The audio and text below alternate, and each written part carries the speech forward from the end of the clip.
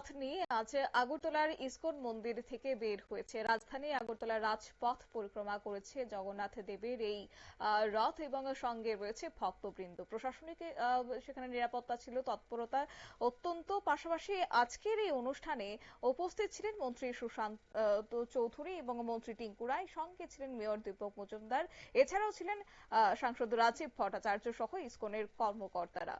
গোটা বিষয় নিয়ে আজ কি বললেন সাংসদ রাজীব ভট্টাচার্য, শুনুন।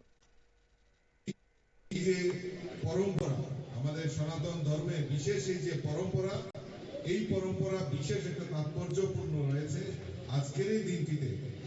পুরী, আমাদের 4 ধামের এক ধাম পুরী ধামেও বিশাল বড় আয়োজন, এবং সেখানে বিশ্বের সমস্ত জায়গা থেকে ভক্তদের সমাগম হয় এবং এই রথযাত্রাকে উপলক্ষ করে সেখানে মেলা সংগঠিত হয়। তৎসঙ্গে এই ত্রিপুরা রাজ্যের বিভিন্ন প্রান্তে আমাদের এই রথযাত্রাকে সামনে রেখে আমাদের ভক্তদের সমাগম এবং রথ মেলা, জাতি জনজাতির উভয় অংশের মানুষের আমরা এখানে বেল বন্ধন দেখতে পাই। কাজেই এই দিনটি আমাদের কাছে অত্যন্ত পবিত্রের দিন।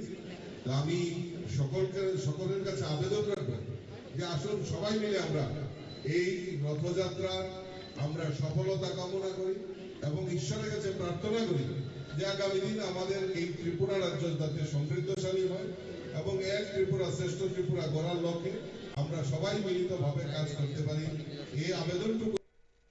আপনারা শুনলেন সাংসদ রাজীব ভট্টাচার্যের বক্তব্য। অর্থাৎ ইসকনের আজ রথের রশি টান পড়ার আগে কিন্তু সেখানে একটি অনুষ্ঠানের আয়োজন করা হয়েছে, হরিনাম সংকীর্তন। পাশাপাশি সেই মঞ্চে দাঁড়িয়ে আজ বক্তব্য রাখলেন সাংসদ রাজীব ভট্টাচার্য, সেই সঙ্গে রাজ্যবাসীর মঙ্গল কামনা করলেন আজ তিনি।